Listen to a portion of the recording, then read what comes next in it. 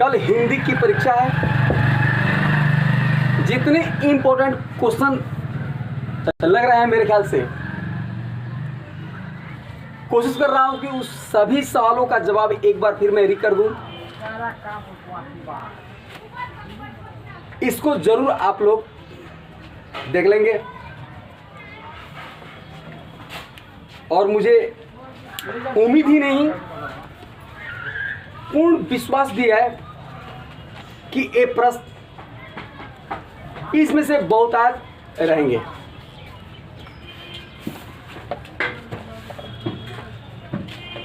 सबसे पहले है, लेखक किस विडंबना की बात करता है। यह आपकी पाठ्य पुस्तक जो फर्स्ट है, चैप्टर जाति प्रथा, जिसको लिखा है डॉक्टर भीमराव अंबेडकर जी, जिनका जन्म महू में 1891 में हुआ था। वे हमारे समाज की इस विडंबना की बात करते हैं कि जातिवाद के पोषक लोग जो हैं लोग, वे लोग आज भी हावी हैं लोग कि जो लड़का जिस जाति का है वह उसी काम को करेगा, किसी और काम को नहीं करेगा, भले ही उसकी रुचि उस काम में हो या नहीं हो। यह हमारे समाज की सबसे बड़ी क्या है, एक विडंबना है कि जो लड़का जिस जाति से बिलोंग करता है, यदि लोहार का है लड़का तो वह लोहा पीटने का काम करेगा, धोबी का है लड़का तो वह कपड़ा साफ करने का काम करेगा। जिस जाति का है वह उसी काम को करेगा। यह हमारे समाज की सबसे बड़ी विडंबना है। 2 नंबर सवाल में क्या था बाबू? जातिवाद के पोषक जातिवाद के पोषक लोग इस पक्ष में क्या तर्क देते हैं? जातिवाद के जो पोषक लोग हैं वे इस पक्ष में यही तर्क देते हैं कि जो जिस जाति का है वह उसी काम को करेगा। लेकिन इसका नतीजा होता यह है कि मान लो यदि कोई लड़का किसी विशेष जाति धर्म से आता है, कोई हजाम है या लुहार है या धोबी है, यदि उसको उस काम में रुचि नहीं है तो वह लड़का टालू प्रवृत्ति का बन जाता है, उसके काम में निखार नहीं आता। लेकिन वहीं यदि उस लड़के को उसके रुचि के मुताबिक काम में यदि लगाया जाए, चाहे वह जिस जाति का हो, अंबेडकर जी यही कहते हैं कि जाति पाति को हटा दिया जाए, लड़के को उसकी रुचि के मुताबिक उसके काम में यदि लगाया जाए तो उसके काम में क्या आएगा, कौशल आएगा, निखार आएगा, वो टालू प्रवृत्ति का नहीं बनेगा। लेकिन जातिवाद के पोषक लोग ये तर्क देते हैं कि नहीं, जो जिस जाति का है वह उसी काम को करेगा, तब उसका विकास संभव है।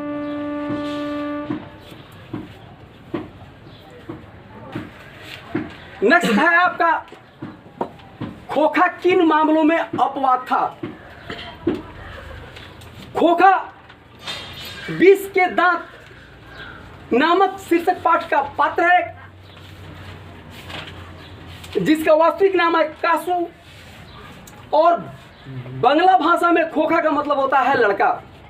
यह कासू या घर के नियम के मामलों में क्या था? अपवाद था। या घर के नियम के मामलों में क्या था? अपवाद था। इसलिए कि घर के जितने नियम थे उसको यह मानने वाला नहीं था। सवाल पूछे कि खोखा किन मामलों में अपवाद था, तो सीधा जवाब होगा यही कि खोखा घर के नियमों के मामलों को मानने में क्या था, वह एक अपवाद था। सेन दंपति खोखा में इंजीनियर बनने की संभावनाएं देखते हैं। ऐसा क्यों? क्योंकि वह मोटर गाड़ी का बैकलाइट फोड़ देता है। वह खोखा इतना बदमाश है कि वह मोटर गाड़ी का बैकलाइट क्या करता है, वह फोड़ देता है। और फोड़ने के बाद सेन साहब काफी खुश होते हैं और वे ये समझते हैं कि मेरा बेटा क्या बनना चाहता है, इंजीनियर बनना चाहता है। उसमें वो ये देखना चाहता है कि इसमें क्या है, कैसे है, क्या नहीं है। तो सेन दंपति अपने बेटे खोखा में इंजीनियर बनने की संभावनाओं को देखते हैं। महल और झोपड़ी की लड़ाई में अक्सर महल वाले ही जीतते हैं। एक क्वेश्चन है, लेकिन यदि झोपड़ी वाले एकत्रित हो जाएं, संगठित हो जाएं, तो महलों की नींव तक क्या होती है? उखड़ जाती है। यह बात 100% सही है। महल और झोपड़ी वालों की लड़ाई में महल वाले लोग जो हैं, अर्थात अमीर वर्ग वाले जो लोग हैं, वे गरीब वर्ग वालों को क्या करते हैं? दबा देते हैं, अर्थात जीत उनकी होती है। लेकिन जब वही झोपड़ी वाले गरीब वर्ग के लोग संगठित हो जाएं, एकत्रित हो जाएं और उस महल वालों के खिलाफ यदि आवाज एक साथ उठाएं, तो उन महल वालों की नींव तक क्या होती है? उखड़ जाती है। यह 20 के दांत नामक पाठ में देखने को मिलता है। जब मदन अपने साथियों के साथ जब खोखा पर टूट पड़ता है, तो उसके 20 के दांत क्या होते हैं? टूट जाते हैं। अर्थात महल की नींव क्या होती है? हिल जाती है, उखड़ जाती है, हिल जाती है। ऐसे ही लड़के आगे चलकर गुंडा मवाली या ऐसे ही लड़के आगे चलकर गुंडा चोर मवाली बनते हैं। यह सवाल भी 20 के दांत से ही लिया गया है। जब मदन उनकी मोटर गाड़ी को छू देता है, तो सेन साहब का शोफर उस बच्चे को धक्का देता है, जिससे वह गिर जाता है और उसे हल्की चोट पहुंचती है। और वह लड़का मदन उस शोफर के साथ, ड्राइवर के साथ तू मैं कर लेता है। वह ड्राइवर यह शिकायत सेन साहब से जाकर के कर देते हैं। सेन साहब मदन के पिता गिरधर को, जो सेन साहब की ही कंपनी में काम करता था, बुलवाते हैं और कहते हैं कि अपने बेटे को संभाल, क्योंकि वो हमारे ड्राइवर से तू मैं कर रहा था। अगर नहीं संभाल पाया तो ऐसे ही लड़के आगे चलकर गुंडा चोर मवाली बनते हैं। यही वो कहा है। हंस कौवे की जमात में जाने के लिए लपक पड़ा। हंस कौवे की जमात में शामिल होने के लिए क्या हुआ? ललक पड़ा। यह पाठ भी 20 के दांत से ही लिया गया है। हंस किसका प्रतीक है? खोखा जो है सो हंस का प्रतीक है, और मदन जो गरीब लड़का है वह कौवा का। जब मदन अपने साथियों के साथ गली में लट्टू नचा रहा था, तो खोखा भी उन बच्चों के साथ खेलना चाह रहा था, वहां जाना चाह रहा था, और गया भी। इसी संदर्भ में लेखक नलिन बिलोचन शर्मा जी ने लिखा है कि हंस कौवों की जमात में जाने के लिए ललक पड़ा। लेखक किस दृष्टि में सच्चे भारत के दर्शन कहां से हो सकते हैं और क्यों? लेखक मैक्स मूलर साहब ने यह बताया है। आपका था सवाल कि भारत के सच्चे दर्शन कहां हो सकते हैं। यस। लेखक मैक्स मूलर साहब ने बताया है कि भारत के सच्चे दर्शन गांवों में ही हो सकते हैं, जहां का जीवन सादगी से परिपूर्ण होती है, और भारत की आत्मा भी गांव में बसती है। भारत की आत्मा भी कहां बसती है? गांव में बसती है। इसलिए अगर सच्चे भारत के दर्शन कहां हो सकते हैं, तो कहां हो सकते हैं? गांव में हो सकते हैं, देहातों में हो सकते हैं, जहां पर भारत की आत्मा बसती है। नाखून क्यों बढ़ते हैं? नेक्स्ट पार्ट है जिसको हजारी प्रसाद द्विवेदी जी ने लिखा है, नाखून क्यों बढ़ते हैं? नाखून क्यों बढ़ते हैं? यह भी सवाल उसमें है कि यह प्रश्न उनके सामने कैसे आया। यह प्रश्न नाखून क्यों बढ़ते हैं, लेखक द्विवेदी जी की पुत्री ने ही कर दिया उनसे कि ये नाखून क्यों बढ़ते हैं। द्विवेदी जी समझाते हैं उनको कि ये नाखून जो है पशुता का प्रतीक है। नाखून क्या है? पशुता का प्रतीक है, जिसे बार बार काट दिया जाता है।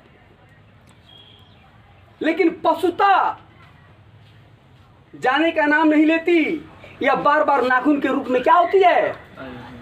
बाहर निकल जाया करती है।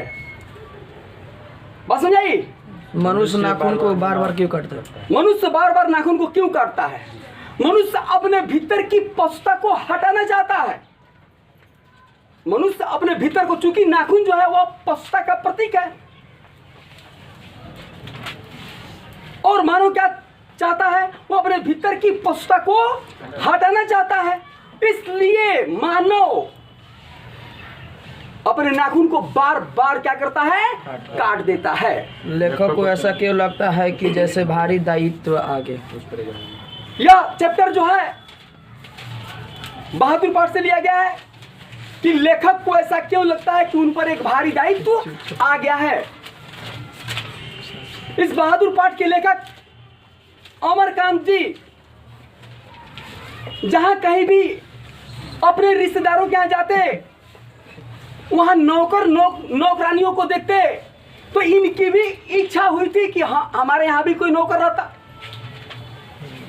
लेकिन बहादुर के रूप में जब इनके साले साहब ने एक नौकर को ला दिया, तब लेखक को ऐसा लगा कि उन पर एक भारी दायित्व आ पड़ा है, क्योंकि उसे भोजन कपड़ा तो देना ही पड़ेगा, साथ में कुछ मासिक वेतन के रूप में पैसे भी देने पड़ेंगे। इसीलिए लेखक को ऐसा लगा कि उन पर एक भारी दायित्व आ पड़ा है। बहादुर अपने घर से क्यों भाग गया? क्वेश्चन फिर है कि बहादुर अपने घर से क्यों भाग गया? बहादुर के पिता जब युद्ध में मारे गए, चूंकि वे एक फौजी थे, सैनिक थे, तो घर की सारी जिम्मेवारी उस बहादुर की मां पर थी। बहादुर की मां सारे कामों को करती, और वो एक भैंस भी पाल रखी थी। एक दिन की बात, वो बहादुर उस भैंस की पिटाई कर दिया। भैंस भागे भागे कहां गई? बहादुर की मां के पास गई। बहादुर की मां ने देखा और वह यह बात समझ गई कि इसे बहादुर ने ही पीटा है। उसका वास्तविक नाम था दिल बहादुर। दिल बहादुर ने क्या किया है? पीटा है। तो भैंस को जितना पीटा है, उससे कहीं ज्यादा पिटाई दिल बहादुर की मां ने दिल बहादुर की कर दी, और वो अपनी मां के मार को बर्दाश्त नहीं किया, और वह घर छोड़कर भाग गया। बहादुर पर चोरी का आरोप क्यों लगता है? बहादुर पर चोरी का आरोप क्यों लगा और इसका क्या नतीजा हुआ? बहादुर पर चोरी का आरोप तब लगा जब लेखक के यहां कुछ रिश्तेदार लोग आए थे और उनके रुपये गायब हुए थे या नहीं, लेकिन जाते समय वे लोग यह कह दिए कि हम लोग के पास जो रुपये थे, वो रुपया ये इस नौकर ने क्या किया है? चुरा लिया है। लेखक के यहां के लोग तो इस बात को पहले मानने को तैयार नहीं थे, लेकिन रिश्तेदार लोग ये कहते हैं कि आप लोग नहीं जानते, ये सब नौकरों की स्टाइल है चोरी करने का। जब उस पर चोरी का इल्जाम लगा, तो उस बहादुर के स्वाभिमान पर ठेस लगी, और अपने स्वाभिमान पर लगे ठेस को वो बर्दाश्त नहीं कर सका, और उनके घर को छोड़कर वह हमेशा हमेशा के लिए चला गया। बिरजू महाराज सबसे बड़ा जज किसको मानते थे? नेक्स्ट है सवाल, बिरजू महाराज अपना सबसे बड़ा जज किसको मानते हैं?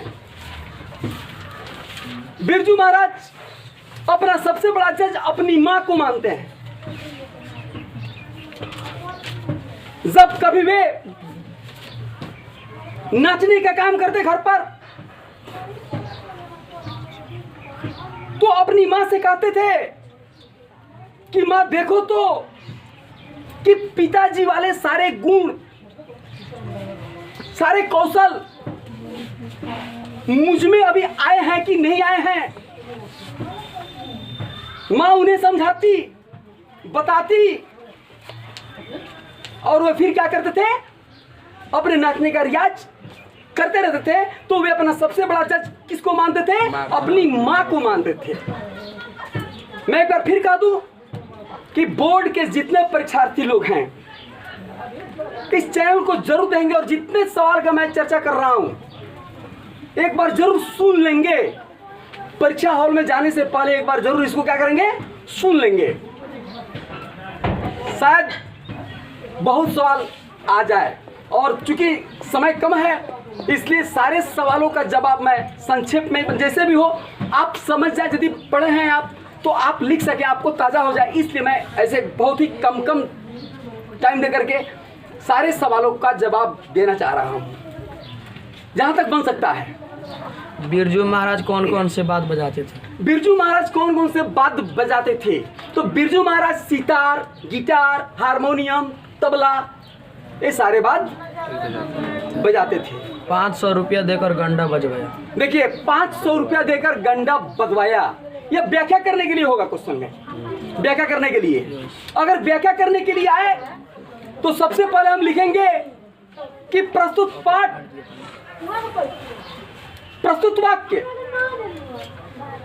हमारी पाठ्य पुस्तक गोधुली भाग 2 के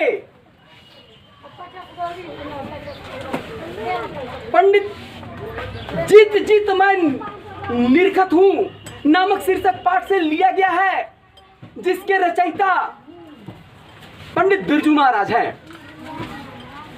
क्या लिखेंगे हम कि प्रस्तुत वाक्य हमारी पाठ्य पुस्तक गोधुली भाग 2 के जीत जीत मैं निरखत हूं नामक शीर्षक पाठ से लिया गया है, जिसके रचयिता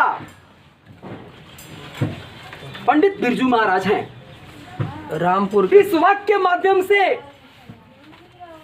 वे बताना चाहते हैं कि जिस किसी से भी अगर किसी भी तरह की शिक्षा ली जाए और उस शिक्षा के बदले में दक्षिणा स्वरूप कुछ नहीं दी जाए तो वह शिक्षा अधूरी हो जाती है और अधूरी मानी जाती है। तो वे अपने पिताजी से कथक के बारे में बहुत कुछ सीखे थे, अर्थात उनके गुरु कौन थे? उनके पिताजी थे। जब बिरजू महाराज को एक कार्यक्रम करते हुए 500 रुपया जब मिले पहली बार, तो उस 500 रुपया को वे अपने पिताजी को दिए दक्षिणा स्वरूप और गंडा बदवाया। रामपुर के नवाब के नौकरी छूटने पर हनुमान जी को प्रसाद क्यों चढ़ा? देखिए रामपुर के नवाब के यहाँ नौकरी छूटने पर वे हनुमान जी को प्रसाद क्यों चढ़ाए, यह भी जो है क्वेश्चन जीत जीत मैं निरखत हूं से लिया गया है। चूंकि बिरजू महाराज के पिताजी 22 वर्षों से रामपुर के नवाब के यहाँ नौकरी करते थे और इतने लंबे दिनों तक नौकरी करने से अब वे उब चुके थे, थक चुके थे। वे ये चाहते थे कि कब इस नौकरी से छुटकारा मिल जाए। जब उनको उस नौकरी से छुटकारा मिली, उनकी खुशी का ठिकाना नहीं रहा और वे खुश होकर हनुमान जी को प्रसाद चढ़ाया। संगीत में कचौड़ी से आप क्या समझते हैं? संगीतमय कचौड़ी, बड़ी सुंदर सवाल है। संगीतमय कचौड़ी से क्या तात्पर्य है? यह क्वेश्चन जो है नौबत खाने में इबादत से लिया गया है, जिसको लिखे हैं यतीन्द्र मिश्र। कौन लिखा है? यतीन्द्र मिश्र जी लिखे हैं। और इस पाठ में उस्ताद बिस्मिल्लाह खां की बात है। उस्ताद बिस्मिल्लाह खां और शहनाई ये दोनों एक दूसरे के पर्याय हैं। भारत रत्न विजेता उस्ताद बिस्मिल्लाह खां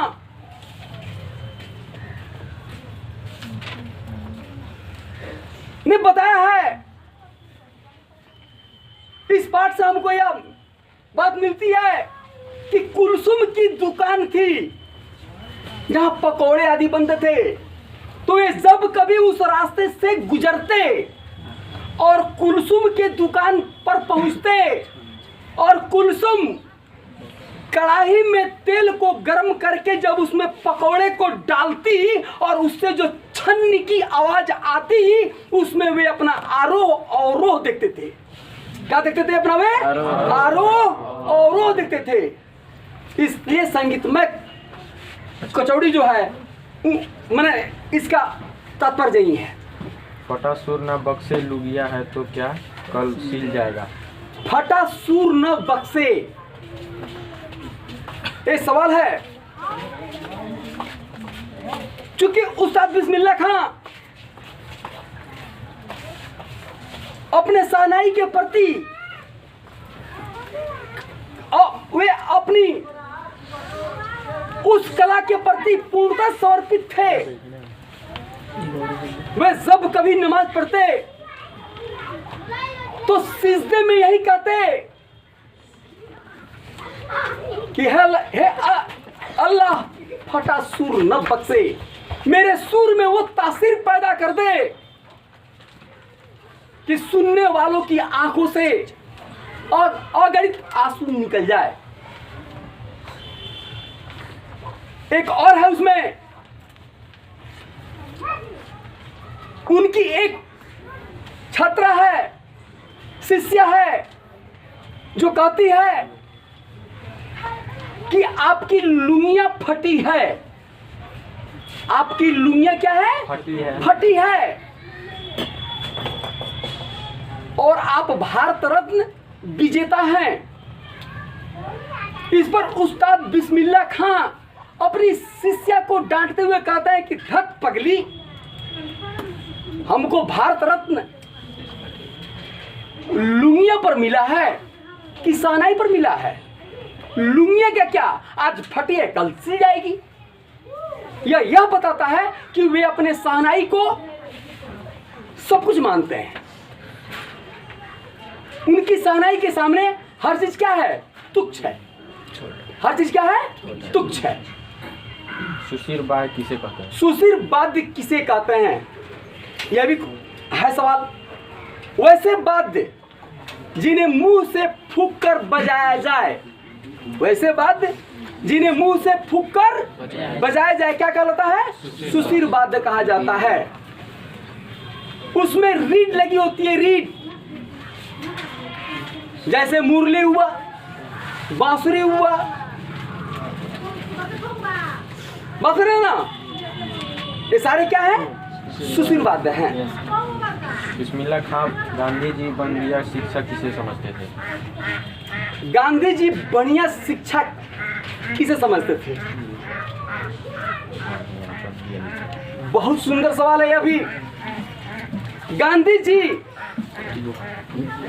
के अनुसार बढ़िया शिक्षा वह है जिस शिक्षा को प्राप्त करके आदमी अपना रोजगार स्वतः ढूंढ सके, किसी पर उसको आश्रित नहीं रहना पड़े। बढ़िया शिक्षा वह है जिससे वह जीने के तरीके को सीख सके, अपना रोजगार ढूंढ सके, अपना जीवन यापन अच्छे ढंग से क्या करे वह चला सके। उसको ही में क्या कहे हैं? बढ़िया शिक्षा कहे हैं। दही वाली मांगमा से अपने बहू से क्या झगड़ा? प्रखंड की ओर से पहला सवाल है, वाणी कब विष के समान हो जाती है? गुरु नानक जी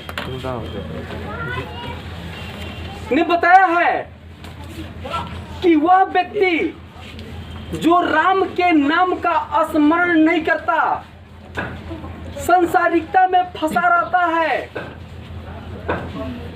अर्थात जो माया मोह, रूढ़िवादिता, बाह्य आडंबर के चक्कर में फंसा रहता है, भगवान के नाम का कभी स्मरण नहीं करता, उनकी वाणी जो होती है वह विष के समान हो जाती है।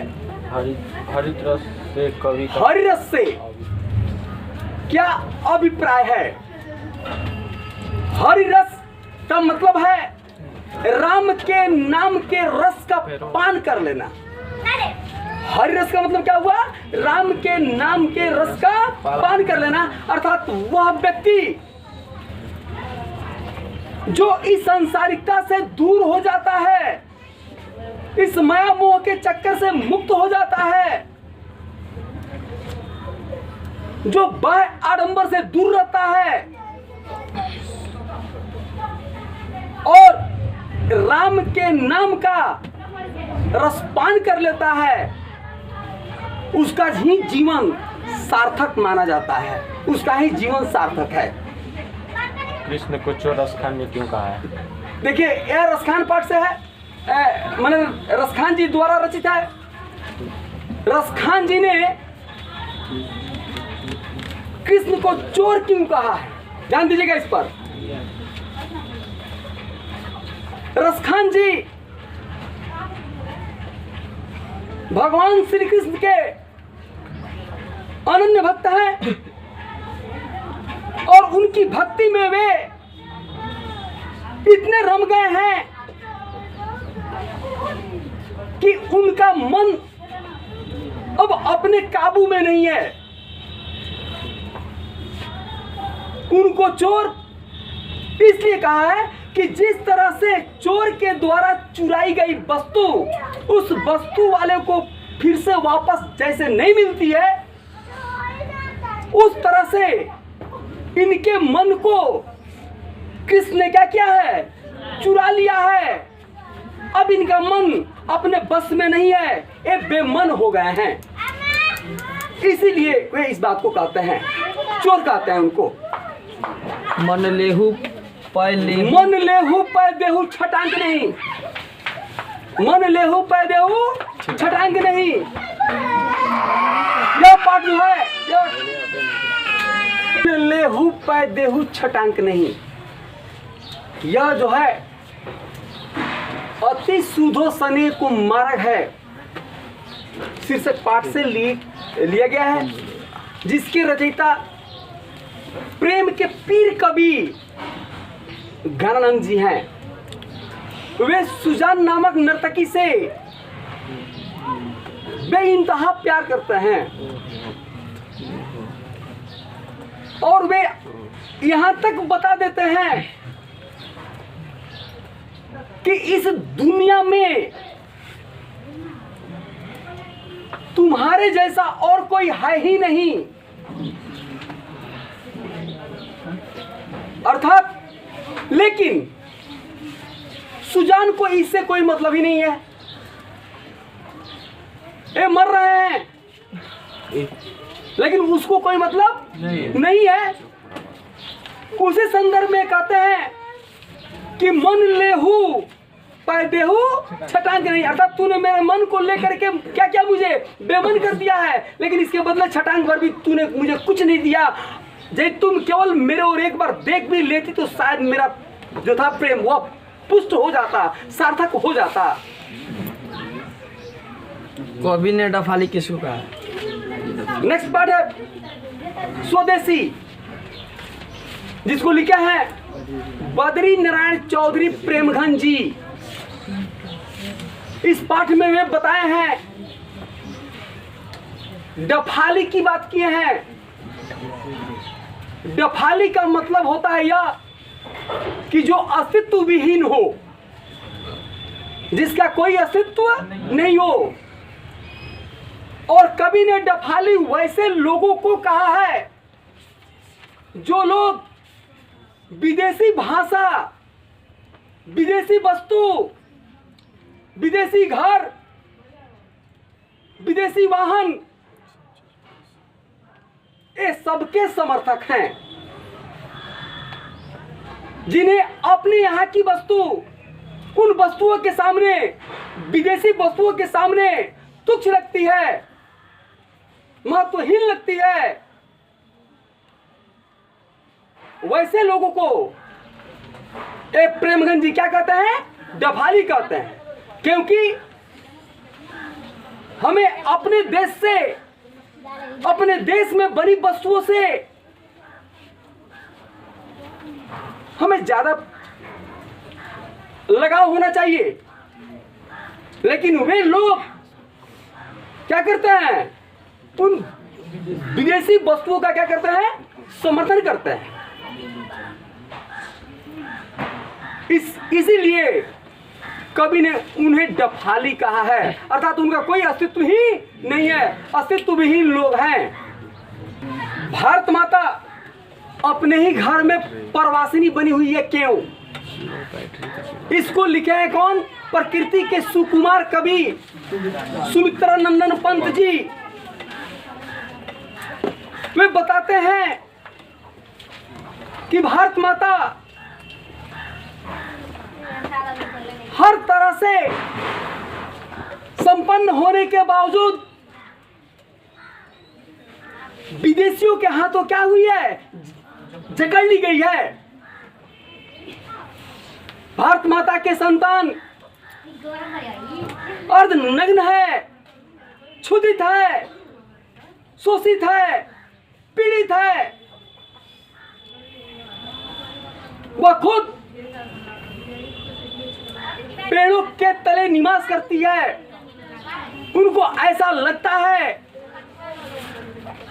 कि उनका यह भारतवर्ष अपना है ही नहीं। इसी संदर्भ में कवि ने यह बताया है कि भारत माता अपने ही घर में क्या बनी हुई है? प्रवासिनी बनी हुई है। छायाएं दिशाहीन सब और क्यों नहीं पड़ती? छायाएं दिशाहीन, यह अज्ञे जी द्वारा रचित। यह भी पूछ सकता है कि अज्ञे जी का पूरा नाम क्या था? सच्चिदानंद हीरानंद वात्स्यायन अज्ञेय जी द्वारा रचित हिरोशिमा नामक शीर्षक पाठ से लिया गया है। छायाएं दिशाहीन थी। जब किसी भी प्रकाश के माध्यम से निकलने वाली प्रकाश की किरणें जब एक दिशा से निकलती है तो उसके सामने जो चीज पड़ता है उसकी छायाएं बनती है।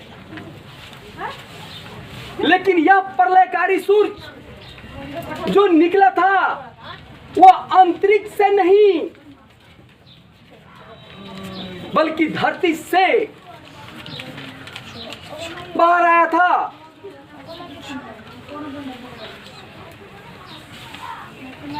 यह घटना तब घटी जब हिरोशिमा पर 6 अगस्त 1945 को बम पटका गया, जिसमें वो बम फटने से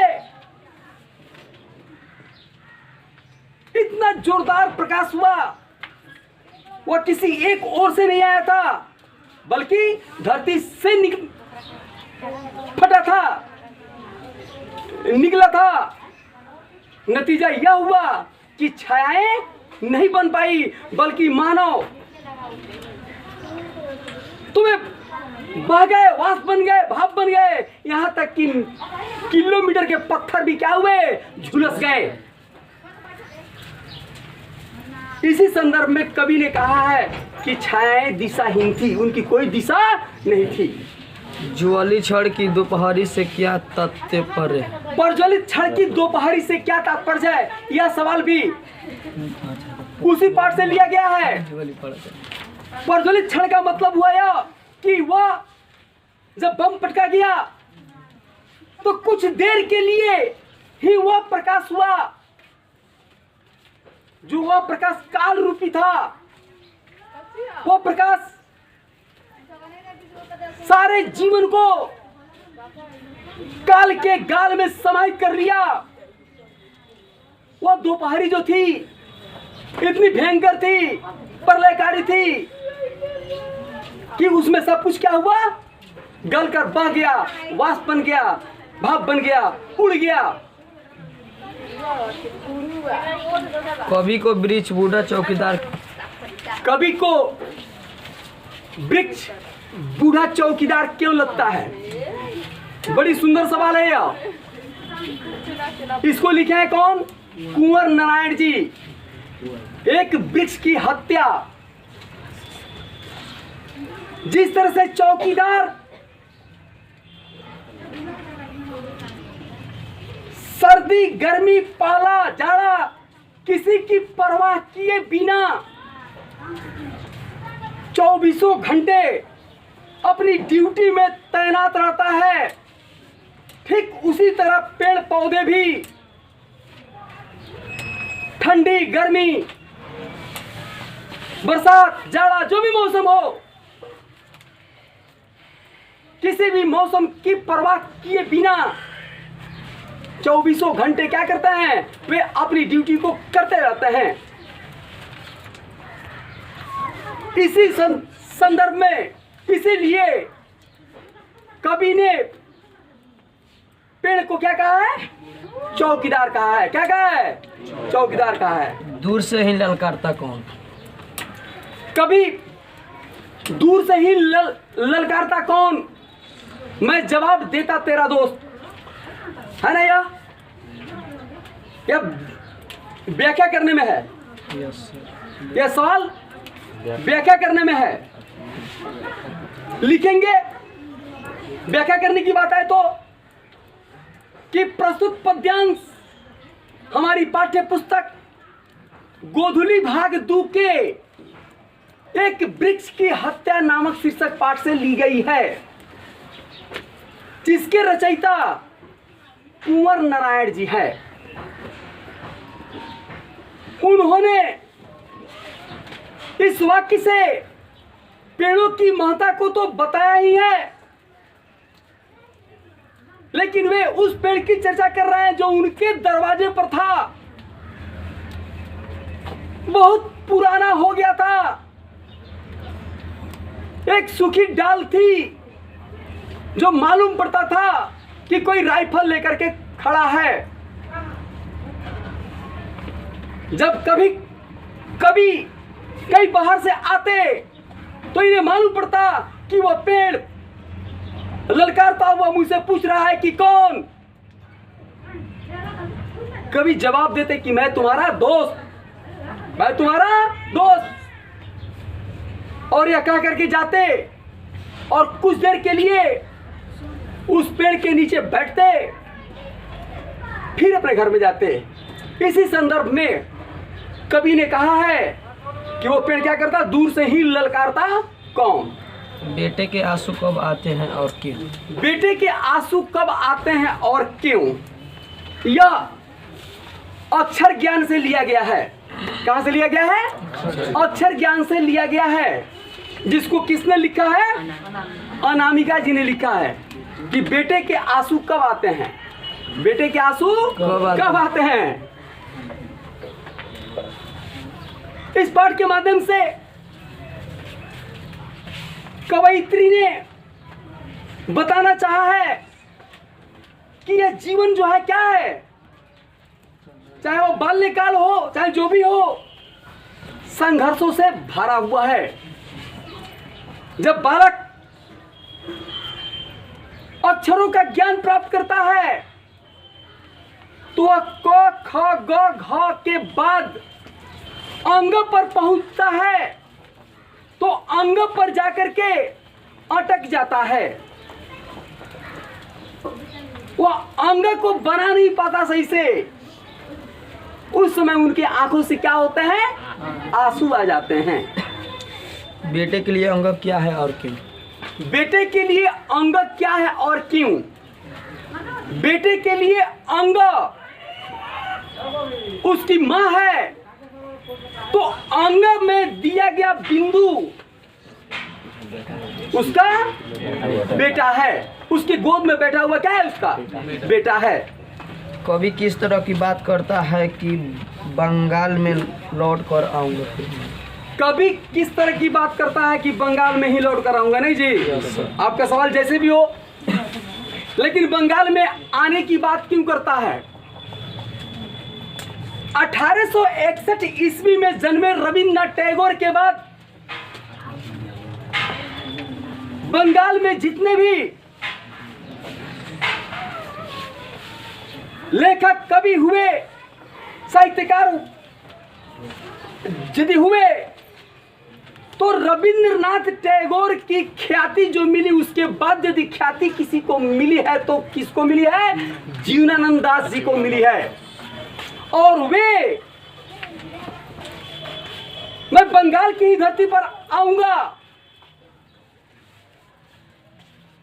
उनकी यह बात यह दर्शाता है कि उन्हें अपनी जन्मभूमि, मातृभूमि से काफी प्यार है, जहां पर वे पैदा हुए, जहां पर पैदा हुए हैं, जहां की मिट्टी में वे पले बड़े हैं, जहां पर वे सांस लिए हुए हैं, उस जगह पर वे फिर से आना चाहते हैं, क्योंकि राष्ट्रीयता उनमें कूट कूट कर भरी हुई है। वे यहां तक भी कह देते हैं कि मैं उस छोटी पक्षी अबाबिल के रूप में आऊं, कौवा के रूप में आऊं, सारस के रूप में आऊं, हंस के रूप में आऊं, चाहे जिस किसी रूप में भी आऊं, तो अगले जन्म में मैं बंगाल की धरती पर ही पुनः आऊं। शानदार लबादा क्या है? शानदार लबादा क्या है? रेनर मारिया रिल्के साहब ने लिखा है शानदार लबादा क्या है। बहुत सुंदर सवाल है आपका यह कि शानदार लबादा क्या है। रिल्के साहब ने यह बताना चाहा है कि ईश्वर की कृपा दृष्टि यदि आप पर हो गई, उनका शानदार लबादा आप पर यदि गिर गया, उस स्थिति में तो आपको चींटी से हाथी तुल्य बनने में देर नहीं लगेगी, अर्थात आपको विपन्नता से संपन्नता की ओर जाने में देर नहीं लगेगी। लेकिन वही लबादा यदि कोपाकुल होकर के गिरता है तो आपको संपन्नता से विपन्नता की ओर आने में भी देर नहीं लगेगी। शानदार लबादा का अर्थ यही है। आप लोगों को इस हिंदी के साथ साथ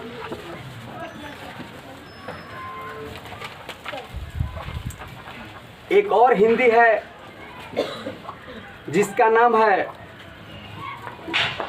वर्णिका भाग 2। इससे भी सवाल रहेंगे। जैसे है एक क्वेश्चन कि मंगमा को अपने बहू से झगड़ा का कारण क्या था। दही वाली मंगमा जो थी, उनकी बहू का नाम था नंजमा। क्या नाम था? नंजमा। एक बार की बात, नंजमा अपने बेटे की पिटाई कर रही थी।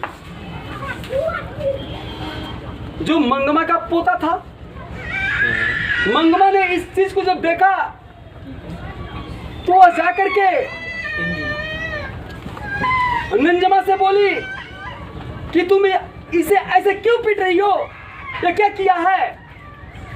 इस पर मंगमा को झाड़ते हुए नंजमा कही कि मैं अपने बेटे को चाहे जो करूं, इसमें आपका क्या जाता है। इस पर मंगमा को गुस्सा आया और दोनों के बीच तू मैं हुई, अर्थात उन दोनों के बीच झगड़ा का कारण वह मंगमा का पोता था। उसमें एक और सवाल है रंगपा कौन था और वो मंगमा से क्या चाहता था? रंगपा जो था उस गांव का मन चला युवक था, जुआरी था। जब वो जाना कि मंगमा को अपने बहू और बेटों से अब नहीं पट रही है और इनके पास पैसे हो गए हैं, तो उन पैसों को हाथ लगाने के लिए वो मंगमा के पीछे पीछे जाना शुरू कर दिया और वह रंगपा मंगमा से उन रुपयों को हथियाना चाहता था।